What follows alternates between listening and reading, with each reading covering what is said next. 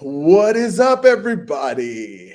All right, man, I love it. We got Luke in the building. You know, he comes in and says, Ace always has the best content. I appreciate that, Luke. By far, not just a little bit, not just by a little bit, but by far on all of the YouTubes. I appreciate that.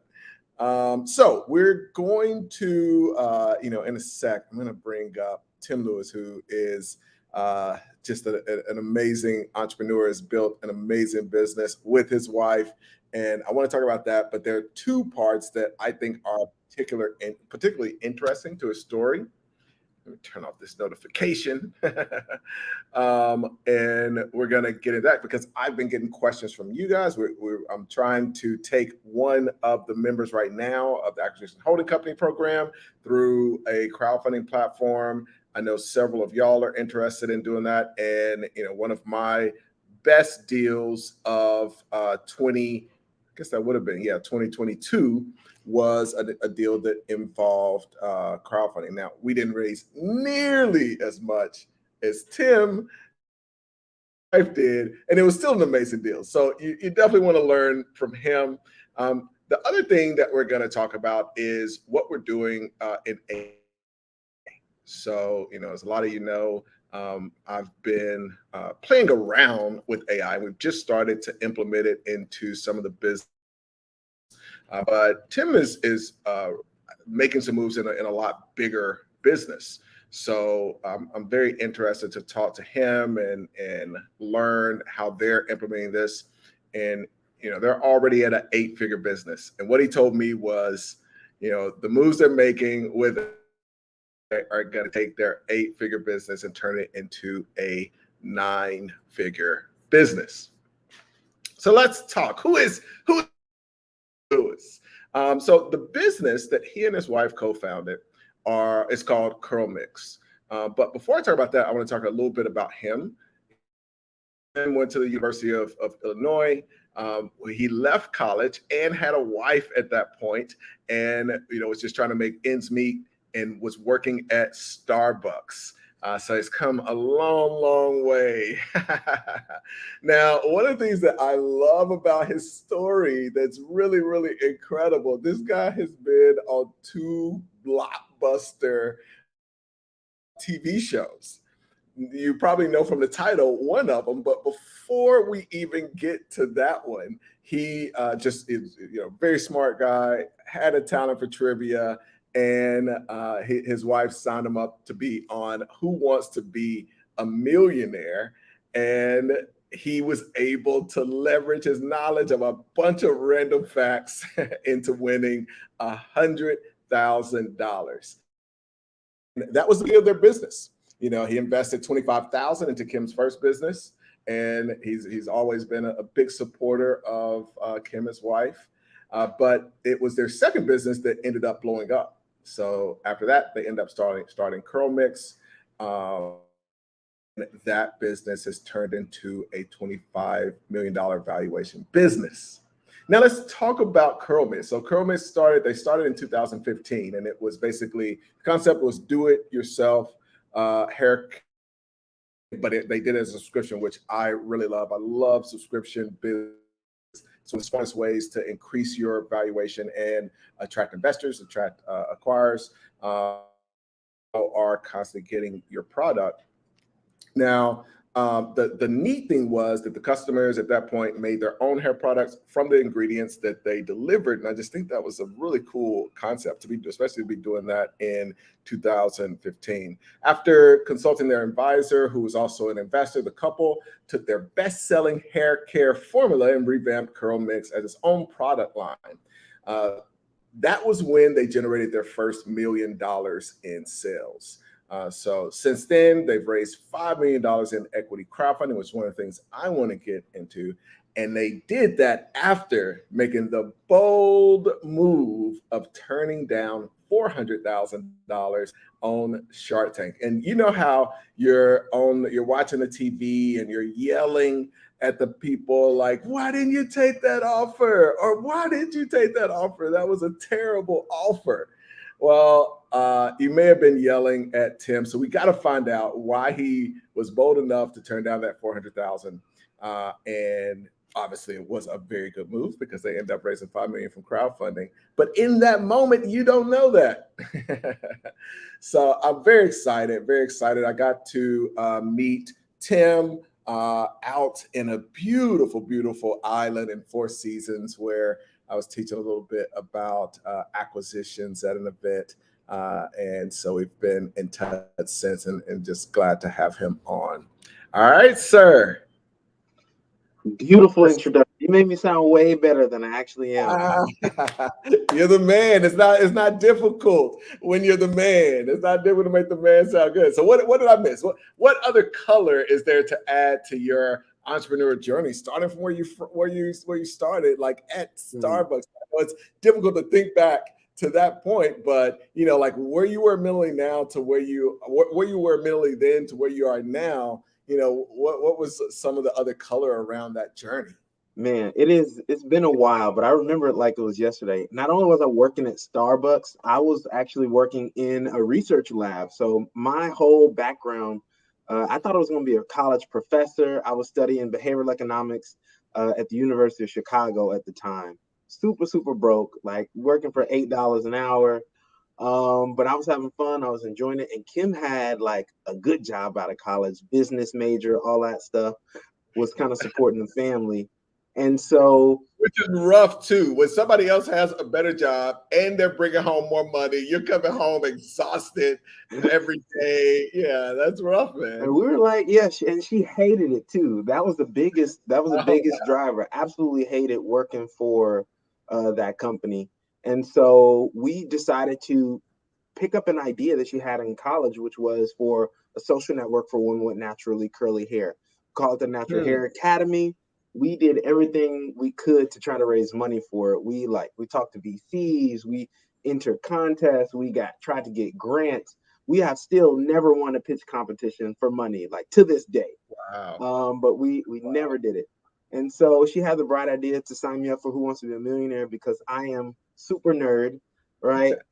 I did tests for fun in school. Like I did academic decathlon. That's next level nerd. Like, yo, can I try that test too? Yeah, it was decathlon. So we had 10 events. 9 of them were testing events. Sorry, yeah, 2 of them, 8 out of 10 were testing events. One was super quiz, which is like a game show, and then the other one was like speech. And so it was like super nerd. End up, actually working out for me. Didn't get much accolades from that. Like, yeah, it helped me get into college and all that.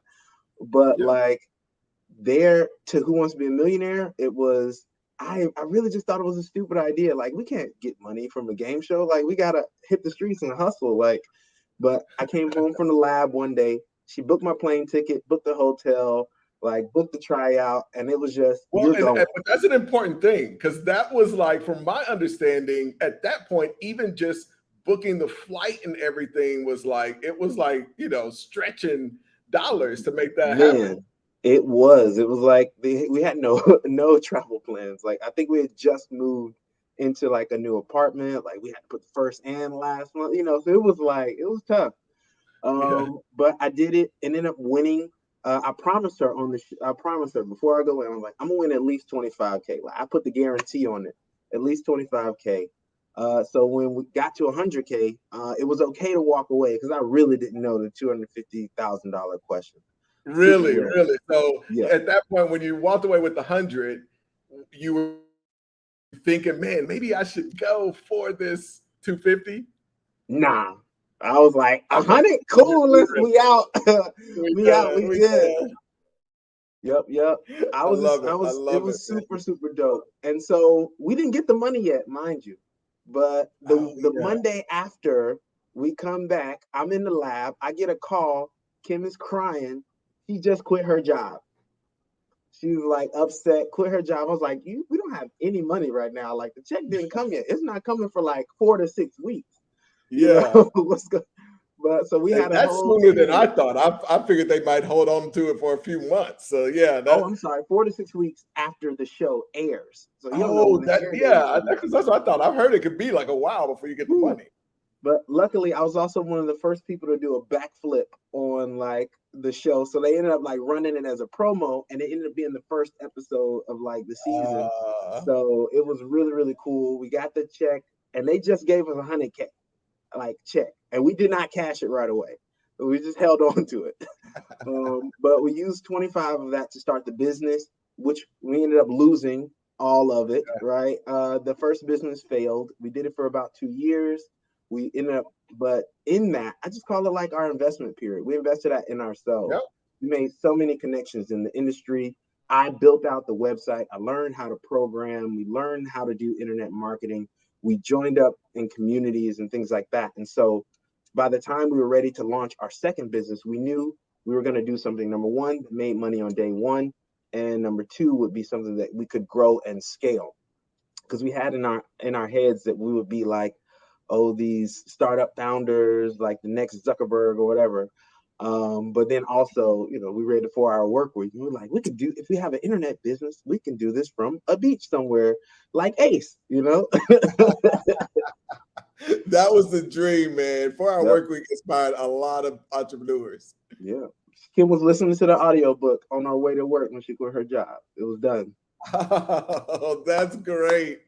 I wonder how many people he also inspired to quit their jobs. Like, you know what? I'm done with this. I'm going to figure out this other thing. Exactly. And so CurlMix took off actually after a pivot, right? So we did 2 years of those DIY boxes, ended up having a 6-figure business, but it wasn't growing very fast. And we knew we had a baby on the way and like something had to give. So January 2018, we stopped doing DIY boxes and started doing finished goods. So our flaxseed gel is our hero product. We're the first company to create a shelf-stable flaxseed gel. And from there, we ended up going from like $0 in sales to over $1 million by the end of 2018. And then in that period, we were growing so fast, we knew we needed help. So that's when we signed up for the Shark Tank audition, ended up making it all the way to the show, hoping we get a deal with a shark to help us with the growing business. But the offer that they gave us. So I want to get a little bit of that before you end up on Shark Tank. So just to get to that million, like what were you doing marketing wise at that point?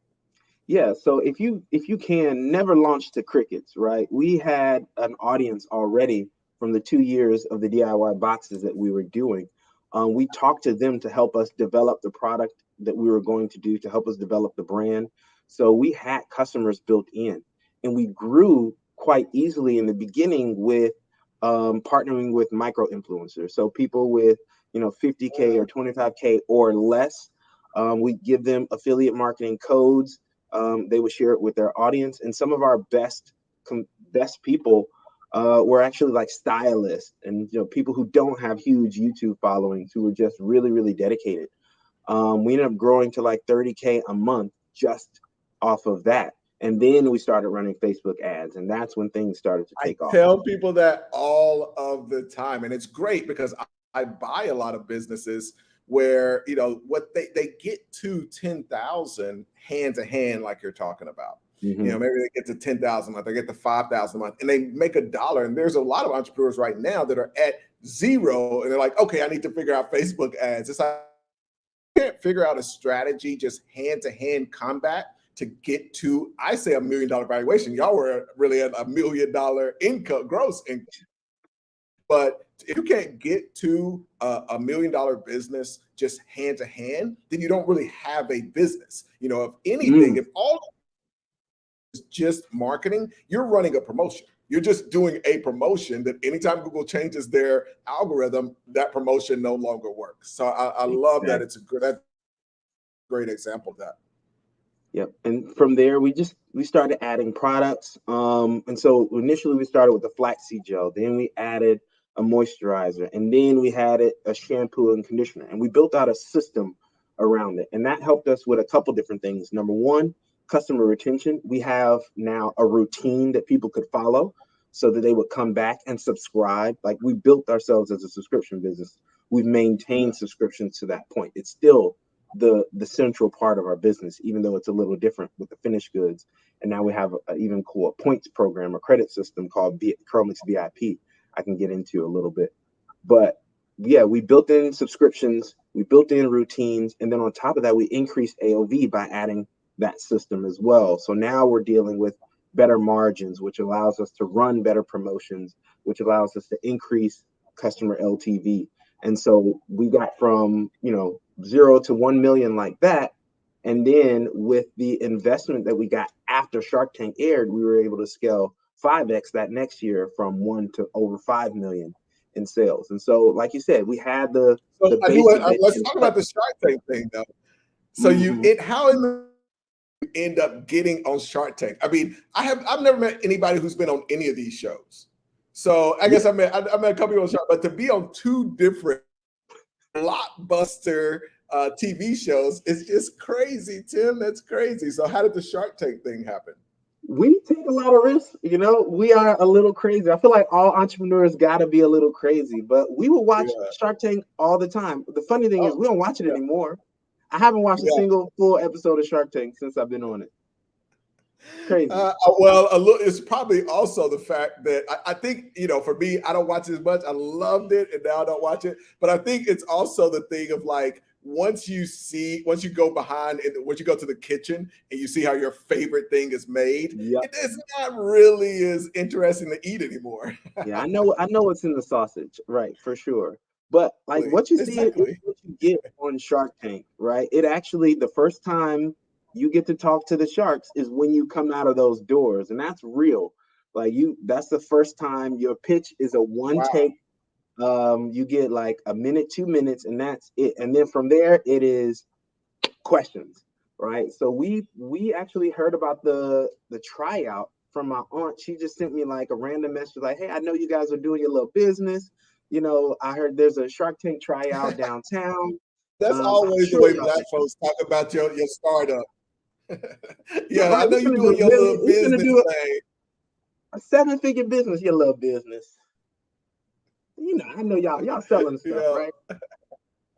But yeah, it was super Uh, clutch. We couldn't find babysitting at the time, so we had to take our 3-month-old with us to the tryout. He slept through everything up until the wow. pitch. We got up there to pitch the producers, and he started bawling. But were able to make it through. They liked our story. They loved the fact that we had a young love story. We had the baby. It was all cute. So we ended up making it to the next round, and then you get prepped for the show over like the next 6 months before you even go to film.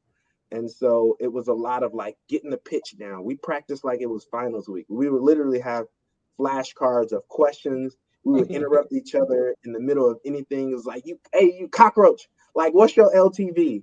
Like, we were really, for real, getting into Yeah, practice yeah. for the show. So when we got there, it was like, it was easy.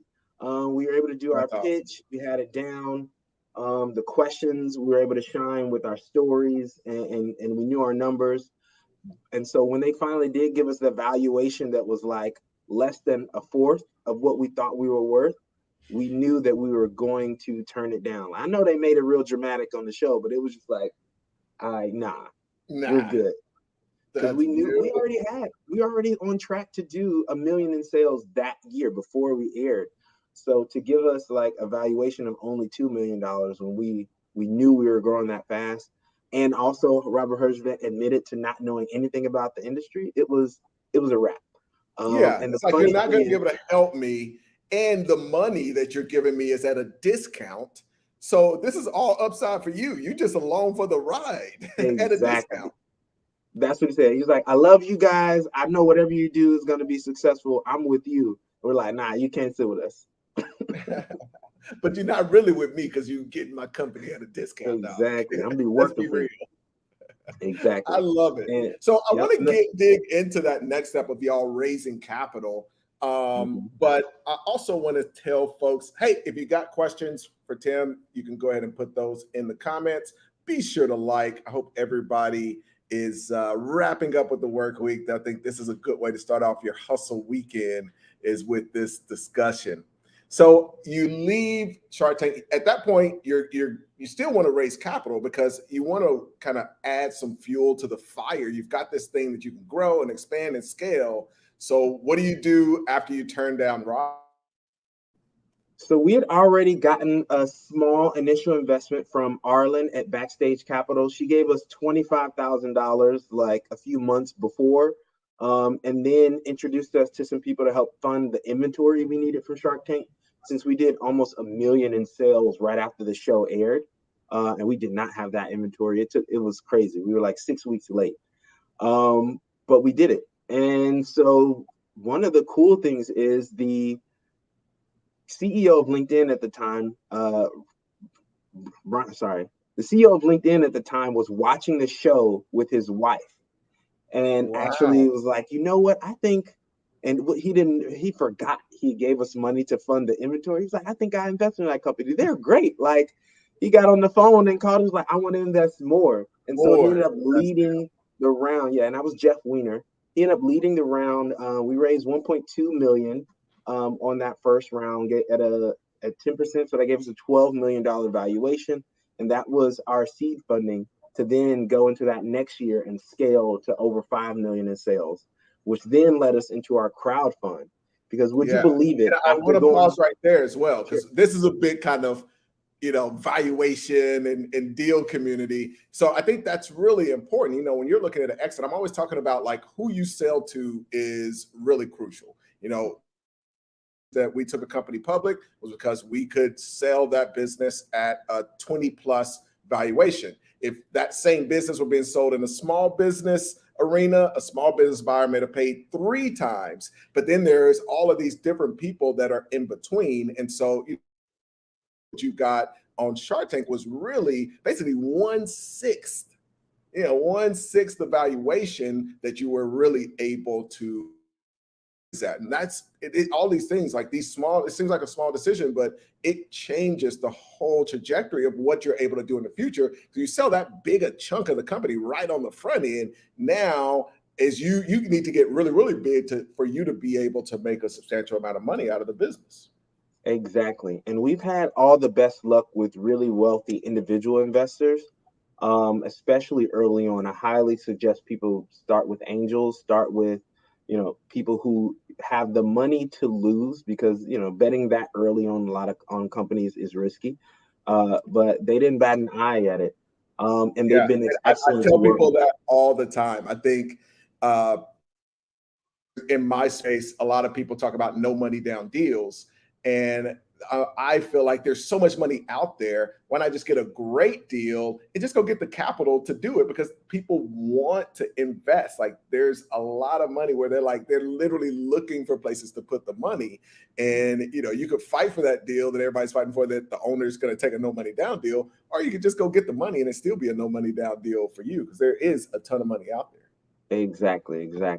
And would you believe it? After that, we knew that we were wanting to scale even further, and so we wanted to go. We went from 1 to 5, and then we were looking to raise another round, and it was like right for the election, and then COVID hit, and everybody was like, you know what? We're not going to be doing any investing right now. Like, the market just really dried up.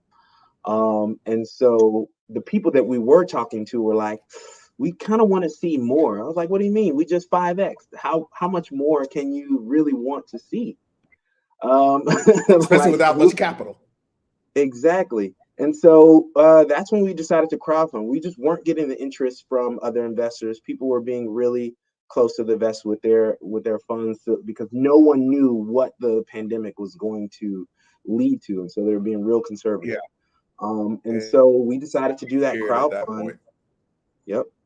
And we were benefiting from the fact that the law changed literally the month before to allow crowdfunds for up to 5 million versus just allowing them up to 1 million. So we were one of the first companies to take advantage of that law.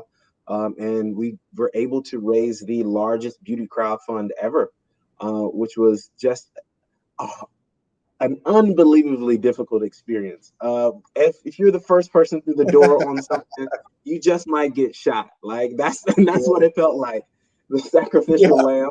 You don't know what's on the other side. Yeah, we started in March. We finished in December, right? Basically. Wow. It was a Well, and long I do process. tell people that as well. I think capital raising is a job. Like you don't want to go in and think, oh, I'm just going to do this on the side. Like that it's almost like a job. You're doing crowdfunding or raising from investors or whatever. You want to be able to focus on that. So can you talk briefly, just like talking about your experience in crowdfunding from the perspective of like somebody who may be thinking about doing that for their business? Like, how did you decide on the platform that you went through, and then figuring out the marketing? I think that's something that a lot of people take for granted. And just your experience. Yeah, you are selling your business, right? At that point. And I think people don't understand that part of it. It's not like, oh, I'm getting people to buy in. I'm selling shares in my company. And it felt like a mini IPO in the sense that we knew, number one, the crowdfunding had to fit into the ethos of the company, right? We knew we valued one community involvement in the company. So having customers be part of the ownership group was something that we really valued and appreciated. And that's what you're doing with crowdfunding. I'm selling my company to my audience, to the people who already love and support me because they believe in what we're trying to do. That was like the number one key for us. And then number two is we had a very large network of people who were already interested in the growth of our company, a network of entrepreneurs with capital, a network of smaller investors who missed out on that first round, who wanted to do something Yeah. and follow on. And so it just so happened to all kind of culminate into this movement. And so we were able to raise that money relatively quickly through our own networks. And we had to do very little marketing. Like we told the story.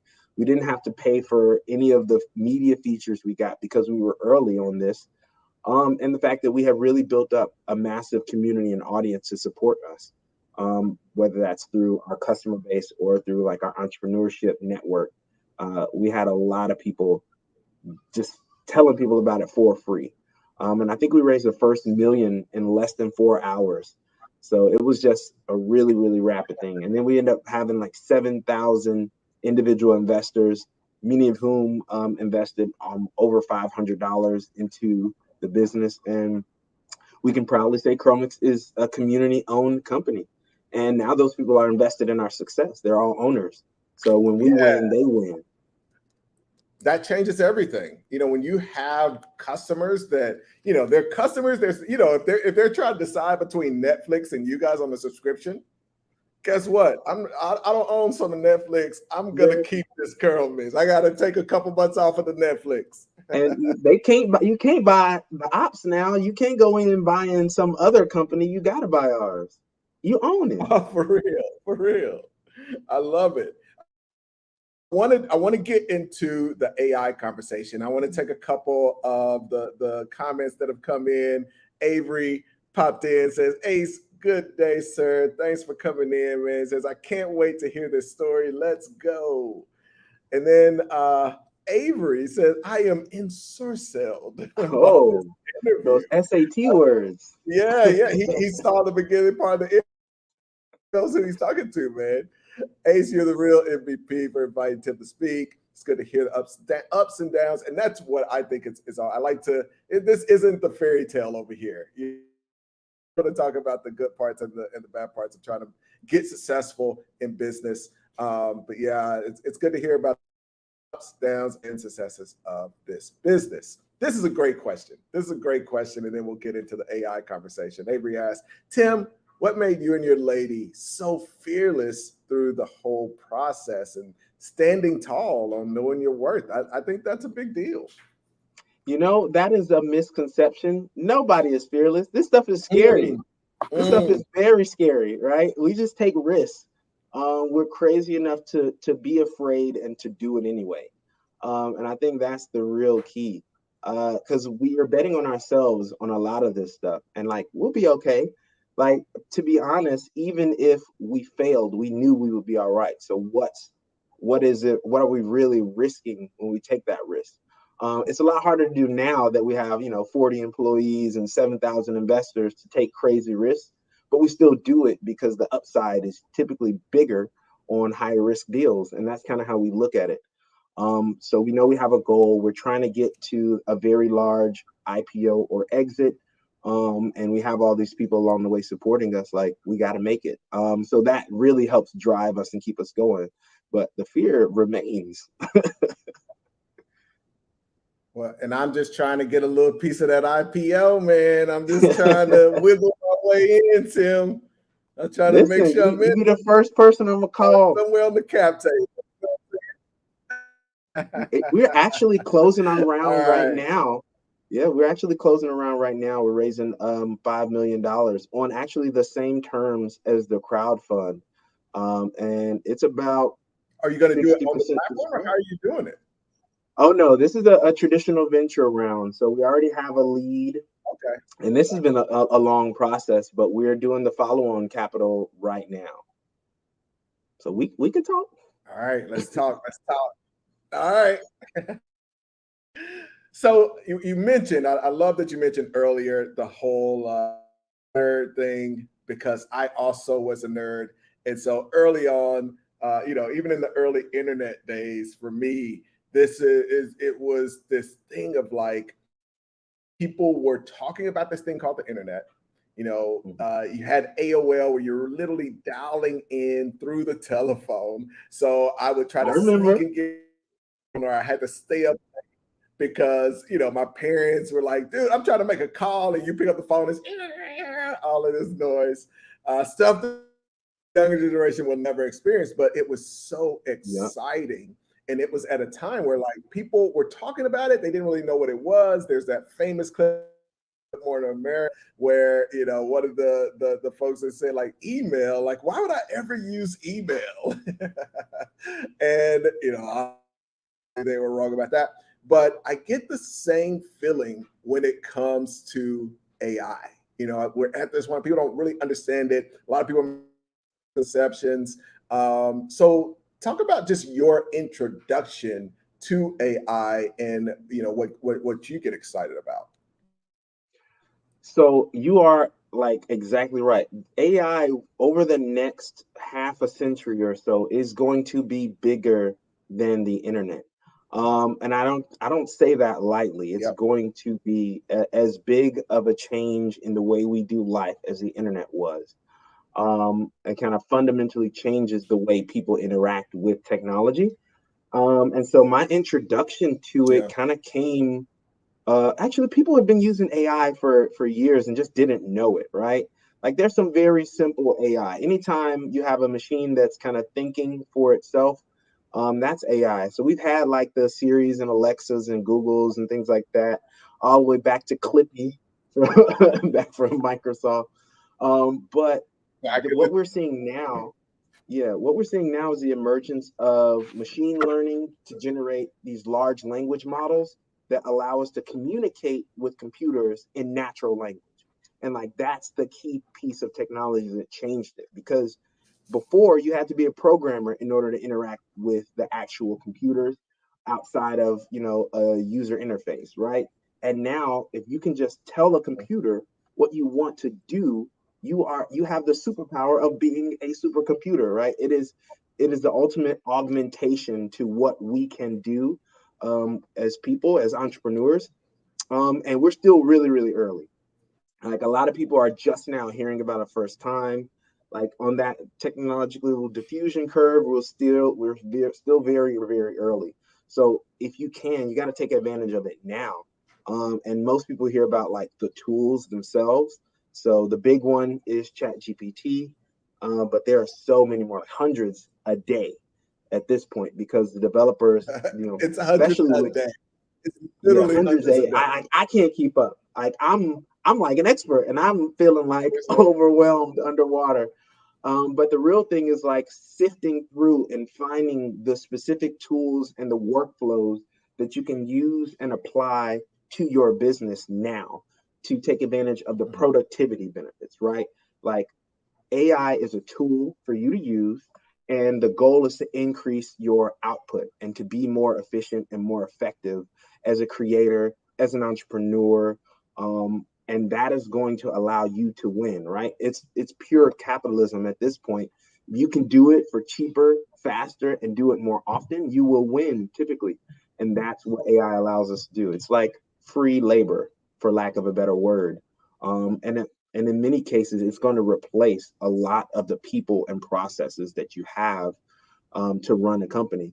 I was talking with my friend John, and he's like, the company of the future will be a CEO, co-founder, CEO, a founder, artificial intelligence, and an assistant. Like that's it.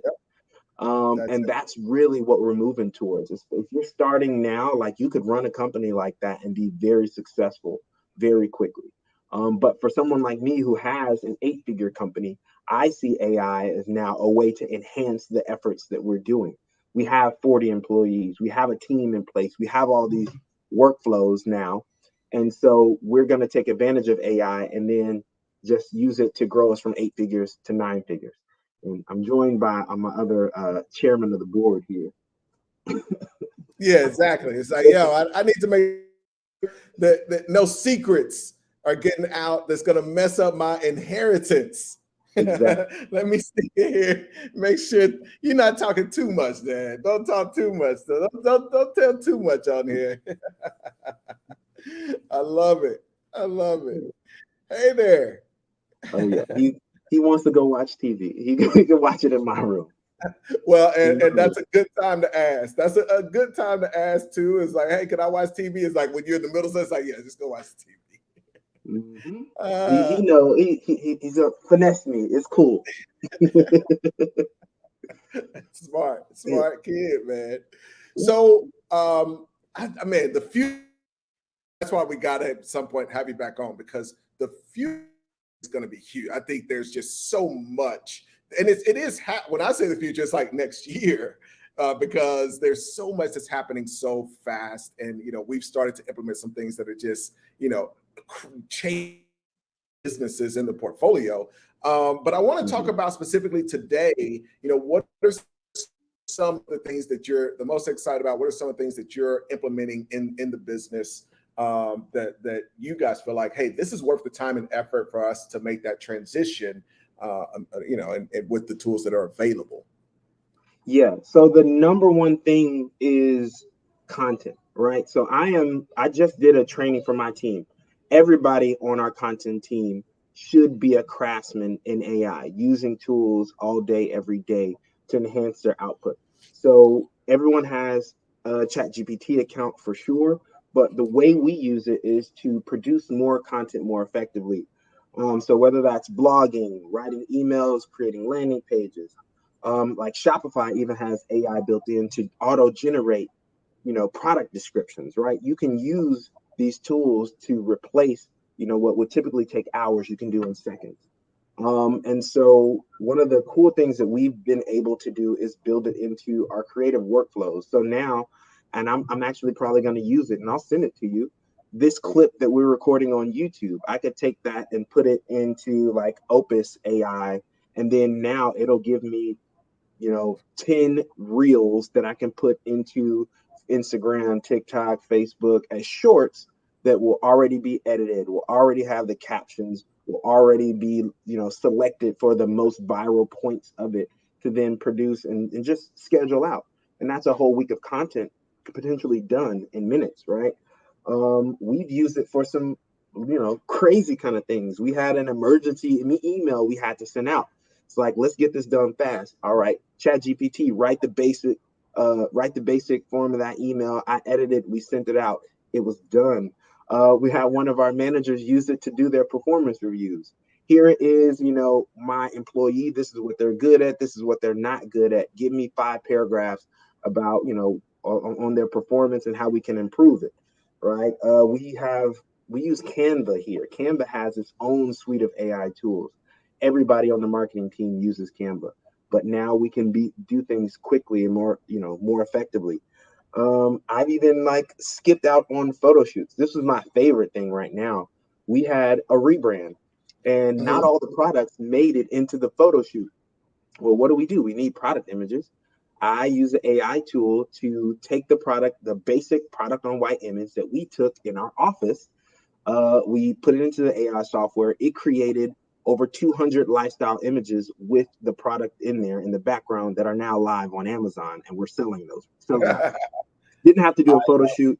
Didn't have to hire a $10,000 for a photographer. Didn't have to wait on editing.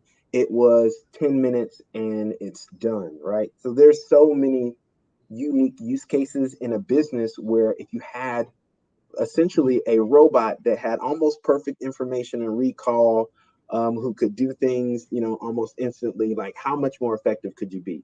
And so I'm getting my team to think about that. Like, how could you replace yourself with AI so that you can start doing the things that only you can do, which is the creativity that we need to come up with the ideas that the AI will use. Yeah, so that's the kind of the key. The humans are here for the creativity. The AI is here to do the work. And so we're going to create craftsmen out of our people.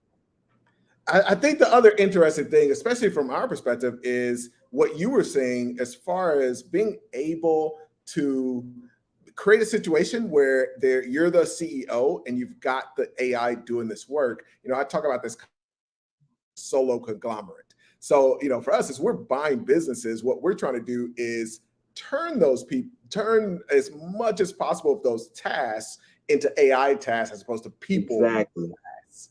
And so when you look to the future of your business, like, what do you think? Like that, those are things today that we can use. And it's incredible. Like, the funny thing is, things that last year I would have thought were like, 3,000 things. This year, from last month to this month, it's like, oh, that's arcade. I would never use that again. That was amazing last month. Would have been amazing, anytime in the past. And now this month, it's archaic. Yeah. It's crazy. So as you look forward, like, what do you think your business looks like? So the biggest change for me, like literally in the last couple of weeks, is everybody started when we first got ChatGPT and these large language models. Like, the biggest thing was prompt engineering, right? How do you interface with the AI to get the desired output? How do you make those outputs better, right? But prompt engineering might already be dead, in the sense that we've already gotten to the point where people can do meta prompting, which is prompting the AI to give you a better prompt. Then there's tools like AI PRM, which is all of the best prompt engineers in the world came up with prompts, voted on which ones were the best, and are constantly refining them. Plug that directly into ChatGPT, write a book in one click. Like, that kind of stuff is available now. And then that's important to point out, because literally the things that 3 months ago we were like, oh, well, the new job of the future is going to be prompt engineering. It's like, no, that will be the job of an AI. Right. So now you literally just have to, like, with ChatGPT version 4, you can create fully autonomous AI agents that will use the AI to do the task, right? We call that AutoGPT. It's the biggest project right now on GitHub. And essentially, it automates everything. You tell the AI a goal, and it just goes out and does it. No prompting required. Like, that's where we're at right now. And it's been since November, right? November, like, it's going way. When you look to the future, the thing that I'm excited about is, I think for people that are deal makers and buying and selling businesses, I think there's a lot of value. For people that are CEOs and have the creative ability, there's going to be a lot of the folks like you. Like, there's going to be a lot of opportunity for the people that are in the finance side of things, because money always has to move around. I think there's going to be a lot of opportunity, people at the top of those. But I think for the folks that are doing a lot of tasks, a lot of the agencies, a lot of the things that have made a lot of money over the first 2 decades of the internet age, I think a lot of that is going to just disappear as a thing. Not to say that they won't come up with something else to offer, but it's just going to disappear because it's not as necessary. Exactly. I think the Goldman Sachs released a thing. It's going to be at least 300 million jobs affected. I think it's going to be more, if I'm being honest. Like, if you're not using it now to get better, or at the very least to enhance your business, you are like losing ground. You really are. It's literally, but I agree. It's going to be in the internet. Let's take a couple of these comments. We got to have you back on at some point, Tim. This is amazing. I really appreciate it. Let's see. Yeah, Where did I'd I be stop? happy to. I love geeking out about this stuff. I Yeah. probably talk about it too much. My team was like, "Did you real excited today about?" I'm like, "Yo, I found this new tool." Yeah, so that's me all day. This was that was such a great answer to that question. Chef says to be afraid and do it anyway, because I do think that some people are looking for, how do I do this without the fear? And it's like, no, like you're gonna be afraid, but the key is you just have to do it anyway. Melissa popped in. What's up? Says nice interview. Awesome to hear the journey and the thought process. I think that is really valuable. A lot of times people just talk about, I did this and I did this and then this happened and then this. But it's like, man, what was going through your head in those steps? I think that's just super valuable. We'll do this quick question from Avery. How did you recondition your mind and actions to not only receive but also manage and sustain large amounts of capital, especially if you don't come from that life of largesse? We got all the SAT words. You know what's funny? I It's think a different crowd over here. It's a different crowd over here. I think we get questions like that all the time. Like, how did it's? And the funny thing is, you don't get to be like a 7-figure, 8-figure founder until you get there, right? You become it over time, and it just happens as a result of what you're doing. And especially with Black-owned companies, like we are already very, very capital efficient. We don't get a lot of chances to mess up, right? Yep. Especially in the investment world, like a VC, we don't get a chance to like, yeah, here's $1 million, go like work on this idea. Now we have to prove that we were a viable business, and we keep having to do that over and over again. But the way we run our business is designed to, it's going to be built to last. Like that's our goal. Is we know we want to build a very large business in this space to have that potential exit or IPO one day. And so everything we do has to serve that end. And so when we get money into the business, we already have a plan of how are we going to use it to scale. At this point, we were almost initially only focused on growth. And now we have to be focused on growth and profitability, because the economy is being what it is. Everybody cares about profit now.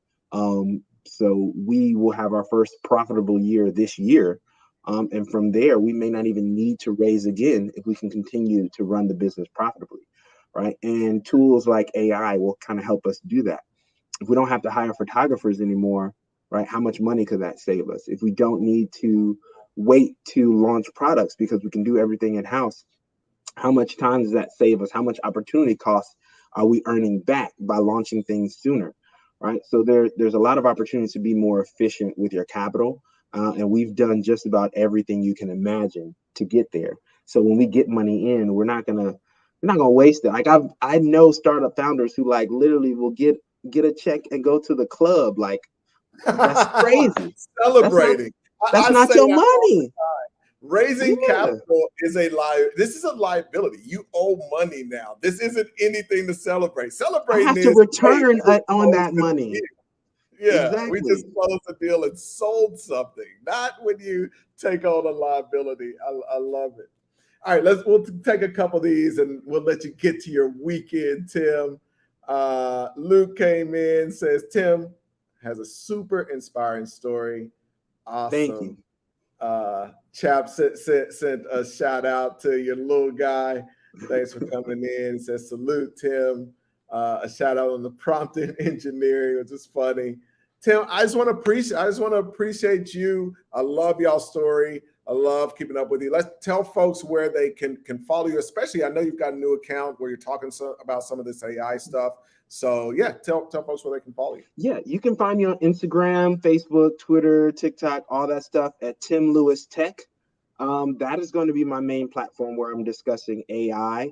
Not only that, but I want to show people specifically how we're using it in our business and how they can leverage AI in their businesses to grow and scale faster, and how to master the right tools and the right processes to get stuff done. Right. And then if you want to follow the businesses itself, it's CurlMix is our big business. And then we also have another brand called 4C Only. So you can follow along the journey there as well. CurlMix and 4C Only on all the platforms. I love it. Thank you so much. And let's definitely show Tim some love. This guy's running a multi-million dollar business at 8 figures right now. I know he's going to get to 9 figures. So send him some love for jumping on and taking some time out of his day. Like the video, jump in the comments. If you're not on our Patreon, we got some cool stuff coming up. So jump in there. And thank you again, sir. Talk to y'all soon. Thank you.